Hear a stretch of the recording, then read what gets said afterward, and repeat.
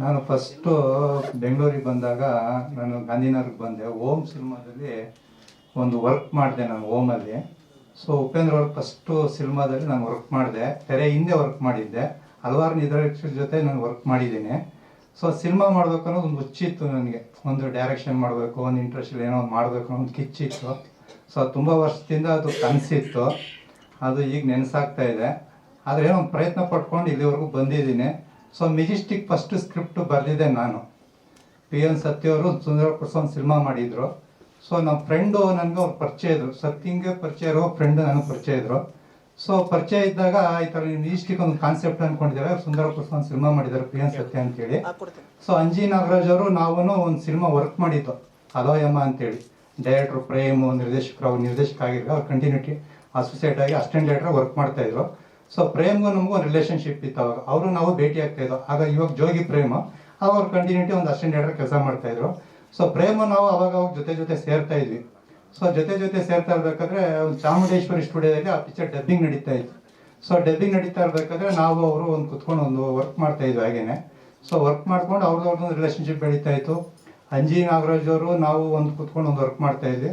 So ಸುಂದರಪುರ cinema ಆದಮೇಲೆ PN ಸತ್ಯವ್ರು ನನಗೆ ಸಿಕ್ಕಿ ನಮ್ಮ ಫ್ರೆಂಡ್ ಅವ್ರಿಗೆ ಕರ್ಕೊಂಡೋಗಿ ಭೇಟಿ ಮಾಡಿಸಿ, ನೀನು ಮೆಜೆಸ್ಟಿಕ್ ಅಂತ ಒಂದು ಸಿನಿಮಾ ಅಂದ್ಕೊಂಡಿದೆಯಲ್ಲ, ಟೈಟ್ಲ್ ನಾನು ಹೇಳಿದೆ ಅಂದ್ಕೊಂಡಿದ್ದೆ, ಆ ಸ್ಕ್ರಿಪ್ಟ್ ಇವ್ರಿಗೆ ಹೇಳು ಅಂತೇಳಿ ನಾನು PN ಸತ್ಯವ್ರಿಗೆ ಕತೆ ಹೇಳಿದೆ. ಈ ಥರ ಮೆಜೆಸ್ಟಿಕ್ ಈ ಥರ ಒಂದು ಲೈನ್ ಇದೆ, ಟೈಟ್ಲ್ ಅಂದ್ಕೊಂಡಿದ್ದೀನಿ, ಇದೇನೋ ಒಂದು ಸಿನಿಮಾ ಮಾಡೋಣ ಅಂತ ಹೇಳ್ಬಿಟ್ಟು ಒಂದು ವರ್ಕ್ ಮಾಡಿಕೊಂಡು ಒಂದು ವಾರ ಅವ್ರ ಜೊತೆ ಓಡಾಡ್ಕೊಂಡಿದ್ವಿ. ಐಲ್ಯಾಂಡ್ಸ್ ಅಂತ ಒಂದು ಹೋಟ್ಲ್ ಇತ್ತು. ಸೊ ಅಲ್ಲಿ ಹೋಗ್ಬಿಟ್ಟು ಫಸ್ಟ್ ಆ ಹೋಟ್ಲಿಗೆ ದುಡ್ಡು ನಾನೇ ಕಟ್ಟಿದ್ದು, 5,000 ರೂಪಾಯಿ ರೂಮ್ ಬಾಡಿಗೆ ಅಂತೇಳಿ. ಸೊ ಒಂದು ತಿಂಗಳು ಆ ಹೋಟ್ಲಲ್ಲಿ ರೂಮ್ ಬಾಡಿಗೆ ಕಟ್ಟಿ ನಾನು ಸ್ಕ್ರಿಪ್ಟ್ ಮಾಡಿದ್ವಿ. ಅಲ್ಲಿ ಕೂತ್ಕೊಂಡು 1 ತಿಂಗಳು 2 ತಿಂಗಳು ವರ್ಕ್ ಮಾಡಿದ್ವಿ. ಮೆಜೆಸ್ಟಿಕ್ ಅಂತ ಟೈಟ್ಲ್ ಇಟ್ಕೊಂಡು ವರ್ಕ್ ಮಾಡಿದ್ವಿ. ಸೊ ಆ ಕತೆ ಎಲ್ಲ ಆದಮೇಲೆ ಆಮೇಲೆ ಬಾಮಾರೀಶ್ವರ್ ಎಂಟ್ರಿ ಅದ್ರೊಳಗೆ. ಸೊ ಬಾಮಾರೀಶ್ವರ್ ಎಂಟ್ರಿ ಆದಮೇಲೆ ಸಂತೋಷ್ ಹೋಟ್ಲಿಗೆ ಶಿಫ್ಟ್ ಆದ್ವಿ. ಸಂತೋಷ್ ಹೋಟ್ಲಿಂದ ಅಲ್ಲೊಂದು ವರ್ಷ ವರ್ಕ್ ಮಾಡಿದ್ವಿ. ಸೊ ಅಲ್ಲೊಂದು ವರ್ಷ ವರ್ಕ್ ಮಾಡಿಕೊಂಡು ಆಮೇಲೆ ರಾಮಮೂರ್ತಿಯವರು ಇವರೆಲ್ಲ ಆಮೇಲೆ ಸಿಕ್ಕಿದ್ದವ್ರಿಗೆ. ಸೊ ಅಲ್ಲಿಗೆ ನನಗೆ ಸಂತೋಷ್ ಹೋಟ್ಲಿಗೂ ಅವ್ರಿಗೂ ನಮಗೊಂದು ಕ್ಲಾಶ್ ಆಯ್ತು. ಅವ್ರಿಗೆ PN ಸತ್ಯಂಗೂ ನಮಗೊಂದು ಕ್ಲಾಶ್ ಆಯಿತು. ಸೊ ಅವ್ರು ನಮ್ಮನ್ನು ಅವಾಯ್ಡ್ ಮಾಡಿ ಸಿನಿಮಾ ಮಾಡಿದ್ರು ಆ ಟೈಮಲ್ಲಿ ಅವರು. ಅದೇ ಕಿಚ್ಕೋಸ್ಕರ ನಾನು ಮೆಜೆಸ್ಟಿಕ್ 2 ಅಂತ ಸಿನಿಮಾ ಮಾಡಬೇಕು ಅಂತ ಹೇಳ್ಬಿಟ್ಟು ಒಂದು ಪ್ಲಾನ್ ಮಾಡ್ಕೊಂಡು ಅದು ಇಲ್ಲಿವರೆಗೂ ಮುಂದುವರ್ಕೊಂಡು ಬಂದಿದ್ದೀನಿ ನಾನು. ಸೊ ಜೋಗಿ ಪ್ರೇಮ್ ಅವ್ರಿಗೂ ನಮಗೊಂದು ರಿಲೇಷನ್ಶಿಪ್ ಇದೆ. ಆದ್ರೆ ಇವತ್ತು ಹೇಳಲ್ಲ, ಅದ್ರ ಮುಂದೆ ನಾನು ಯಾವತ್ತೂ ಒಂದು ದಿವಸ ಹೇಳ್ತೀನಿ. ಇದರಲ್ಲಿ ಒಂದು 4-5 ಜನ ವಿಲನ್ಸ್ ಇದ್ದಾರೆ ಸರ್. ದೊಡ್ಡ ಆರ್ಟಿಸ್ಟ್ಗಳೇ ಅಂದ್ಕೊಂಡಿದ್ರೆ ಪ್ಲಾನ್ ಮಾಡ್ತಾ ಇದ್ದೀವಿ ಸರ್. ಟೈಟ್ಲು ನಂದೇ. ಫಸ್ಟು ನನ್ನ ಗರ್ಭದಿಂದನೇ ಬಂದಿದ್ದು ಟೈಟ್ಲು. ಫಸ್ಟು ನಾನು ಬೆಂಗಳೂರಿಗೆ ಬಂದಾಗ ನಾನು ಹಲವಾರು ಇಲ್ಲಿ ಇನ್ಸಿಡೆಂಟ್ಸ್ಗೆಲ್ಲ ನೋಡಿದಾಗ, ಸೊ ನಾನು ಇಲ್ಲಿ ಏನಾದ್ರು ಒಂದು ಸಾಧನೆ ಮಾಡಬೇಕು ಅಂದಾಗ ನಾನು ಮೆಜೆಸ್ಟಿಕ್ ಅನ್ನೋ ಟೈಟ್ಲು ನಂಗೆ ಅಣ್ಣಮ್ಮ ತಾಯಿ ಕೊಟ್ಟಿದ್ದು. ಸೊ ಅಣ್ಣಮ್ಮ ತಾಯಿ ಮುಂದೆ ನಿಂತ್ಕೊಂಡು ನಾನು ಒಂದು ದಿವಸ ಏನೋ ನನಗೊಂದು ಇನ್ಸಿಡೆಂಟ್ಸ್ ಆಯಿತು.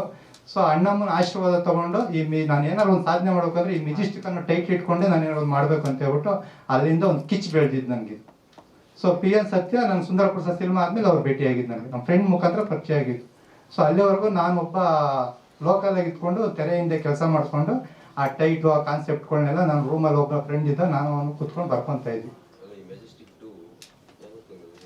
ನಾವು ಈ ಜನವರಿ 15ರಲ್ಲಿ ರಿಲೀಸ್ ಮಾಡಿಸಿದ್ವಿ. SSTV ಸಿನಿಮಾ ಜಗತ್ತಿನ ಕ್ಷಣ ಕ್ಷಣದ ಸುದ್ದಿಯೊಂದಿಗೆ.